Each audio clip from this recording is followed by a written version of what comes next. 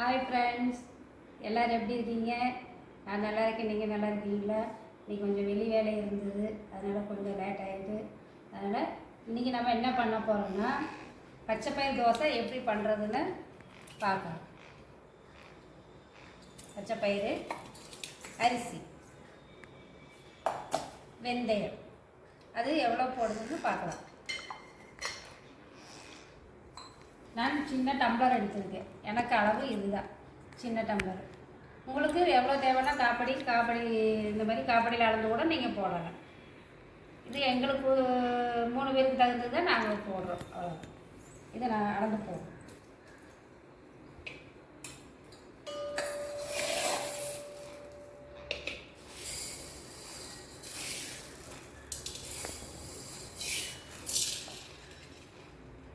இது 100 கிராம் இருக்கும், ஒரு டம்ளர். இது எங்களுக்கு கணக்கு. இந்த மாதிரி ஒரு டம்ளர் பச்சைப்பயிறு,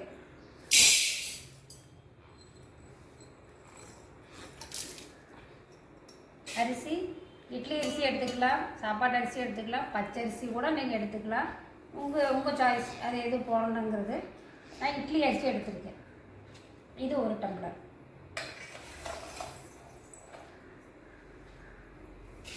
நான் ரெண்டும் சரிசமமாக போடுவேன். பச்சரிசி ஒரு டம்ளர், பச்சைப்பயிறு ஒரு டம்ளர்.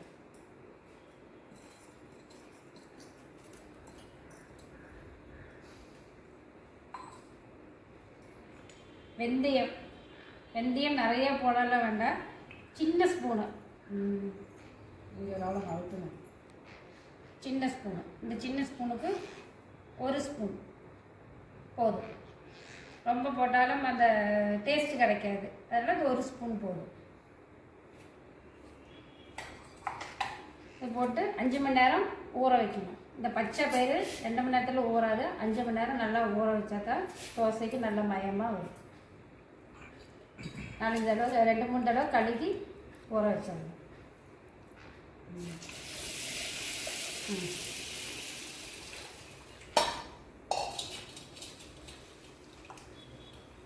அஞ்சு மணி நேரம் ஊற வைக்கணும்.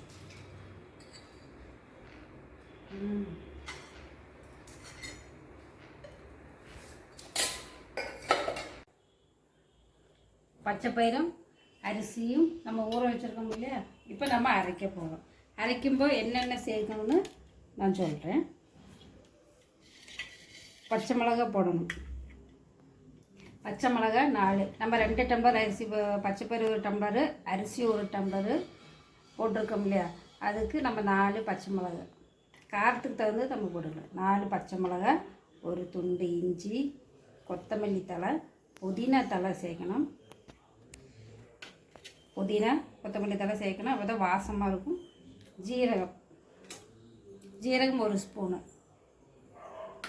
ஜீரண சக்தியாகும். பச்சைப்பயிறு சாப்பிட்டதுக்கு ஜீரண சக்தியாகும். சோம்பு 1 ஸ்பூனு போட்டு நம்ம அரைக்கலாம். நம்ம அரைச்செடுக்கலாம்.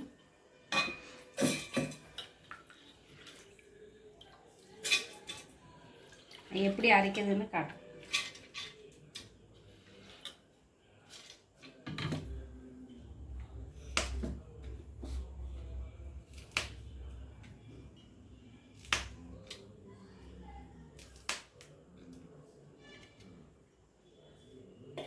இஞ்சி, கொத்தமல்லி தழை,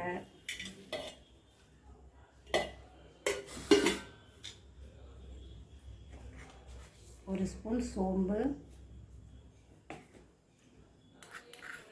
1 ஸ்பூன் ஜீரகம்.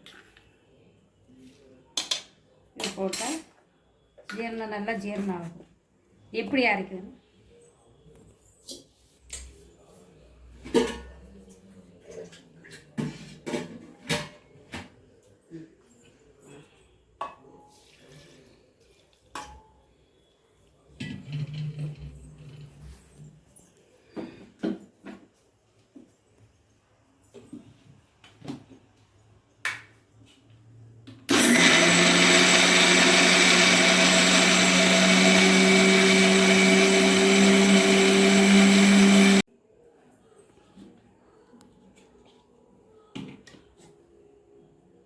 இந்த மாதிரி நெய்ஸாக அரைச்சி எடுக்கணும்.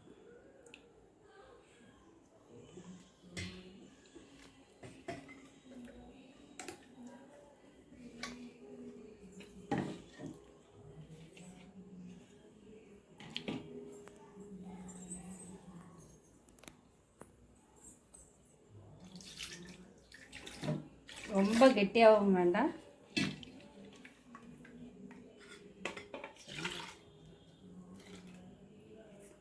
ஜாரு கழுவுனா தண்ணி ஊற்றினா போதும்.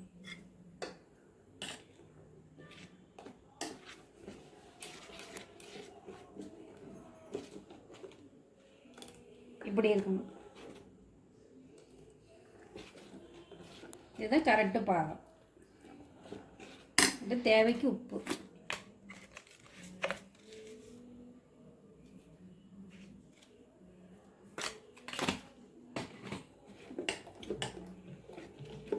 அரைச்சி ஒரு 10 நிமிஷம் வச்சுக்கலாம். அரைச்சி ஒரு 10 நிமிஷம் கழிஞ்சிட்டு நீங்கள் தோசை வாக்கும்போது நல்லா கலர் வரும், டேஸ்ட்டு கொடுக்கும்.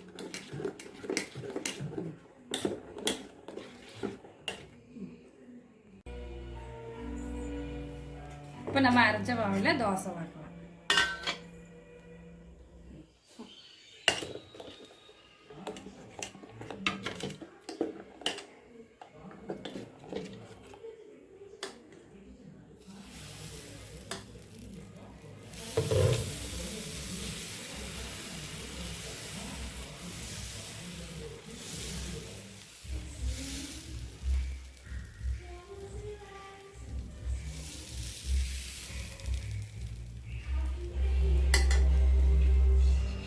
மாவு ஊற்றின உடனே, தோசை ஊற்றின உடனே நம்ம வெங்காயம் கேரட்டு துருவி வச்சது உடனே போட்டுருங்க.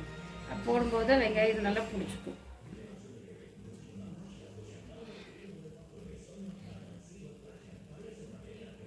இது ஒரு டேஸ்டாக இருக்கும். எண்ணெய் ஊற்றுங்க.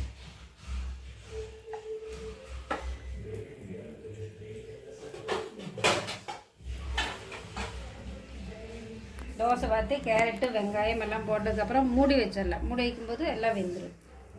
நல்லா மொறு மொறுன்னு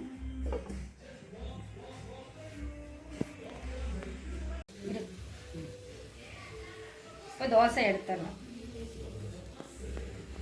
கலர் சேம் பச்சை கலர் வருதுங்களா?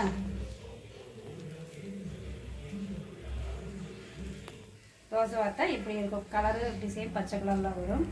நம்ம எடுத்துடலாம்.